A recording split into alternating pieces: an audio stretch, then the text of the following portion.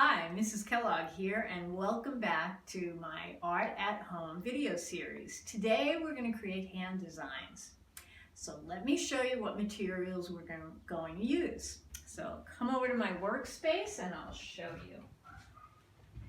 Okay, so for this project, first you always want to have a mat or you want newspaper because you don't want to get your art supplies on your table. Okay, the next thing you're going to need is, we're going to use a paper today, and I am going to use a fine tip black Sharpie. So I'm going to show you that and zoom that in a little close. Okay, so you can see that tip. So any thin marker is going to work for this. And if you don't have a thin marker, you can absolutely do this in pencil. Okay, so let me just show you a picture of an example of what we're going to do. Okay, so what I'm going to show you is how to do this dark light, or the black and the white style of a hand design. But again, if you want to use color, you can absolutely use color. And you can just use a pencil and a paper for this project. And some of you might feel like you want to do it in pencil and then you want to trace over it with marker. You can do that as well. Okay, so that is what we're going to use. And one last thing, I'm probably going to, like I said, the fine tip, I'm going to use some ultra fine tip. You probably can't even see that it's ultra fine. So if you do have a fine tip and an ultra fine Sharpie, that works really well. Okay, so now I am going to let you gather your materials and I will meet you back here. So I will see you soon. Did everybody get their materials? Great, let's get started. Okay, so now, the first thing I want to talk to you about is we want to review some elements of art. So again, we're going to use our Sharpie marker or pencil. That's our art tools. But elements of art, for example, we're going to use line. Okay, so we're going to, in this project, you could use diagonal lines. Most likely you're going to use a lot of those curved lines. You could use vertical lines if you like that idea. Horizontal lines, wavy lines, or those crooked lines. But to start with, the first kind of line we are going to use is contour line. You probably remember that from a previous lesson. So those are those lines that we just keep going. They're those continuous lines. Okay, so they're not sketchy lines where I'm lifting my pencil or marker off the page. Another reminder, if you wanted to do two hands or more than that, you can. Okay, so let's get started. So first thing I do, I'm left-handed, so I'm putting my right hand down, and I want to get part of my arm on there. Okay, and now I'm going to start tracing right away with my marker, but if you feel more comfortable starting with a pencil and then tracing over that, you can do that. Okay, so now I have it placed the way I want it, and I'm just going to start. And so I just keep following. I try to get as close as I can. You might get some marker on you, but again, you can always wash that off. If you don't like getting marker on you, I'd recommend starting with a pencil. So I'm just kind of doing these up and down lines. So notice I'm not lifting my marker off the table, so that's making it that nice contour line. So it's almost like a continuous line.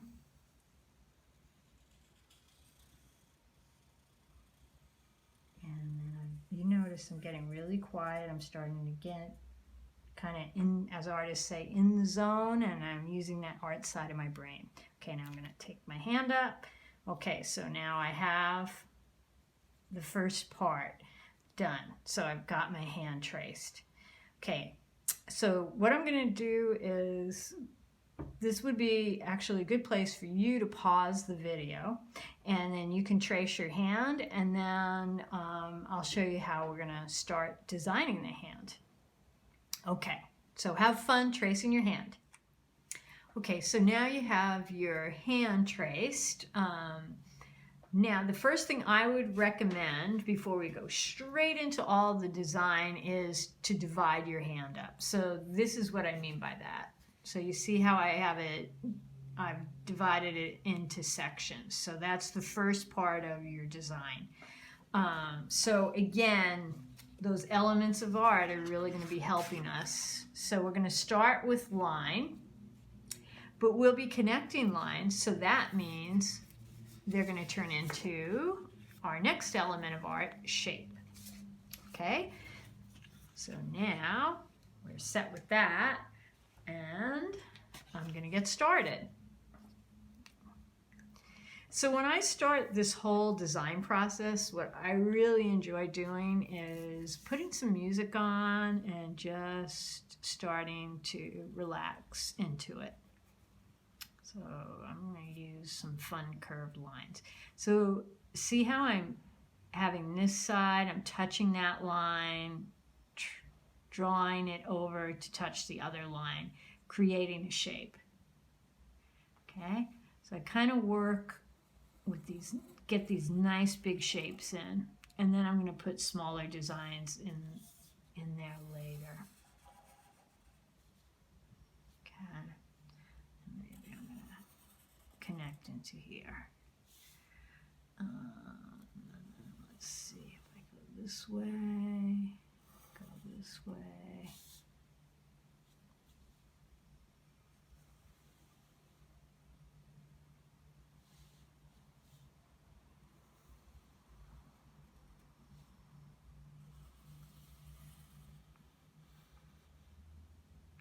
Another idea is if you want to turn your paper upside down,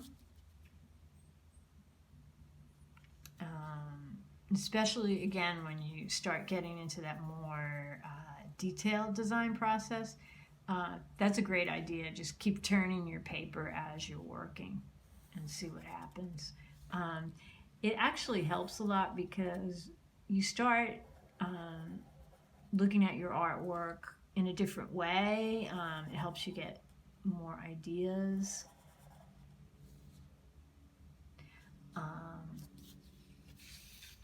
I'm going to turn it back.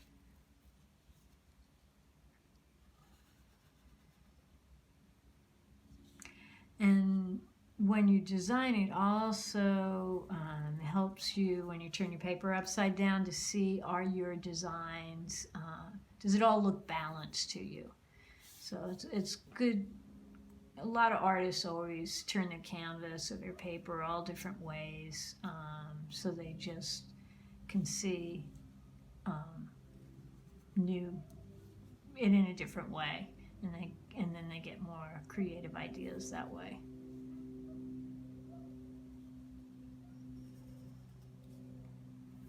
Okay, and then I'm probably gonna do this and see what happens. Okay, so now I have that divided up, okay, into sections. So now I'm ready to start doing more of those detailed designs. Okay, so again, we started, we've got that, and now we're going to start to move into putting those designs in. Okay, before we start, what I want to show you is I want to show you some ideas for lines and patterns. So I'm just going to leave that there so we can kind of zoom in and you can see those really closely. And I'm hoping that these lines and patterns, different shapes that you see, will help inspire you.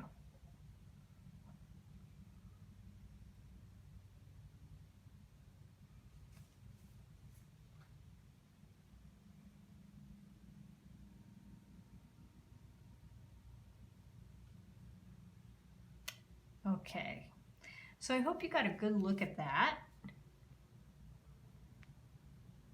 And now I'm going to start designing more of those detailed designs. Okay, so I'm going to pull this paper out of the way. And now I'm going to just start designing. So at this point, I don't color anything in. I'm still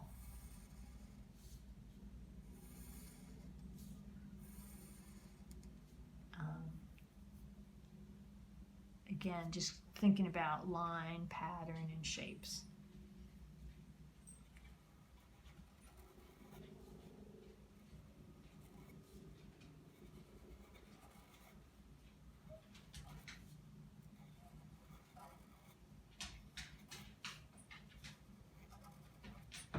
And then the other thing the other reason why I like to turn my paper is sometimes I will get like just stuck in one spot and I keep working in one spot and I don't move all over the page. And so that's another good reason why turning your paper as you work is a really good idea.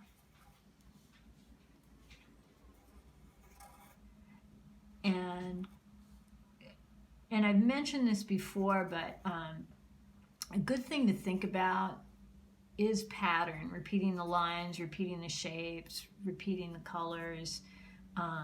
That's good design. So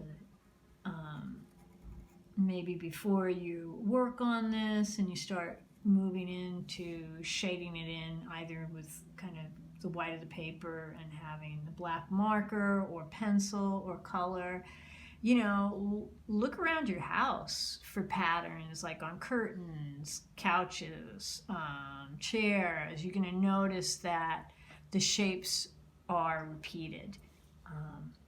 Okay, so now here I'm going to start to overlap. So see how I get it to touch, and then I'm connecting it here, touch, connecting it here, see? And that's going to give me that more three-dimensional overlapped look. So I'm going to do it again here. See, that touch, and see I get the shapes to touch, and then that's called overlapping. And you'll start to see, you start to get a 3D look. Okay, so I look at, you know, maybe I'm going to repeat that over here.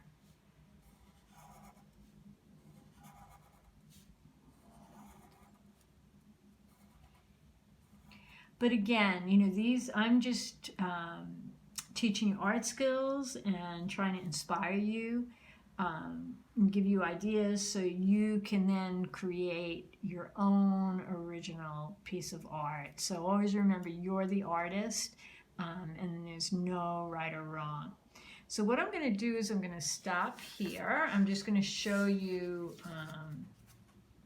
that finished example, just maybe that helps you and gives you some ideas of different lines and designs. And then I'm going to keep working on mine. And then after that, I'll show you how we're going to shade this in. That's what artists use. Instead of color, they usually use the word shade. So, and then we're going to shade it in to make it more dynamic and more bold. Okay, so keep working on your hand design, and I'll keep working on mine, and I'll meet you back here. Okay, so now you've finished all your design work. So now it's time to add marker to this. So, and again, you can do this in color if you'd like. So one thing I want to talk to you about before you start is value. That's really important. We've talked about color pattern and the idea of light next to dark in a lot of the videos. So that idea in art, it's an element of art called value. So that what you want to think about is you want to use that light shade, possibly a medium shade, So see how you can do that with pencil if you'd like. And then the black marker is going to be your darkest. So the white of the paper is going to be your lightest value or shade. And so if you just have pencil, did you notice?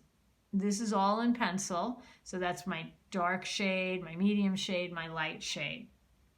So if you are just working in pencil, just remember the pressure you put when you're shading. So remember, instead of using the word color, artists use that word. I'm going to shade something in. So the harder I press, the darker. The lighter I press.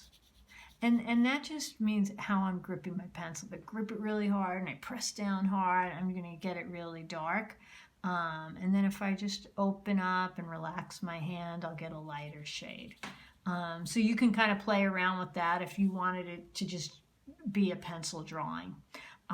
Or if you wanted to add the pencil in with the white of the paper and the dark. The most dynamic and to get your artwork to stand out is usually when you know, not all the time, but a lot of artists keep thinking light next to dark because it's going to get those shapes to really pop out and stand out. So I might put some pencil in mine as I'm working, but I'm going to focus on just doing the Sharpie and then have the white of the paper. So I want to show you this color idea just in case some of you decided you did want to add color. So I didn't put the details in this, but just to kind of show you that idea of that light next to dark. So remember, for example, on this, I'm just going to move that. Think about it. If I'm connecting these shapes and I put dark colors or dark shades next to dark, do you see how it's goodbye shapes? But if I do something like this and put a light next to a dark, it's really going to stand out. See how that pops right out at you. So think about that. If you don't want to lose the shape, again, you don't want to put dark next to dark. And if you want it to stand out, you can do light next to medium or light next to dark. And it'll still stand out. Usually light next to light, medium next to medium, dark next to dark. It's not going to stand out and you will lose your shapes. So that's why artists really, when they're thinking about color or they're thinking kind of what this is called a grayscale, when they're working with that, they think value. And again, you know, keep it simple, just think that light next to dark. And if you want to add that medium shade, you can. Okay, so now I'm going to get started on this. And what I like to do is turn my paper. Again, you know, I'm left-handed, so I like to turn things. And this is when you're shading with a marker, this is really helpful, is if you do little sections at a time, it's actually a lot quicker because you don't have to go over it again. So notice I have more control. And I try to hold my marker a little higher than that black area, almost just above where the black and the gray meet if you're holding a Sharpie. And then that gives me more range of motion in my wrist, my hand, and I'm not gripping so tight. You know, when I first started drawing, I used to just grip my pencil so hard, my forearm would just throb. So, you know, just relax and experiment with the grip that works best for you. So I'm just, and you'll start to notice, so you really get a lot quicker with things.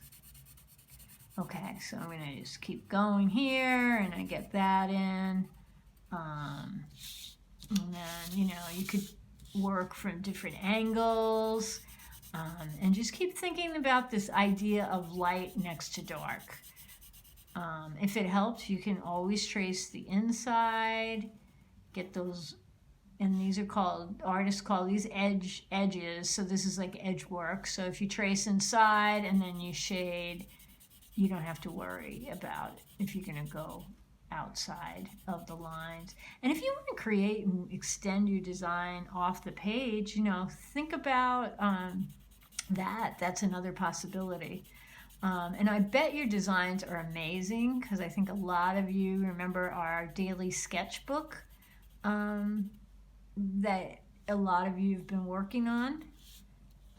So if you are working in your sketchbook every day or a few times a week, you know, that practice really pays off.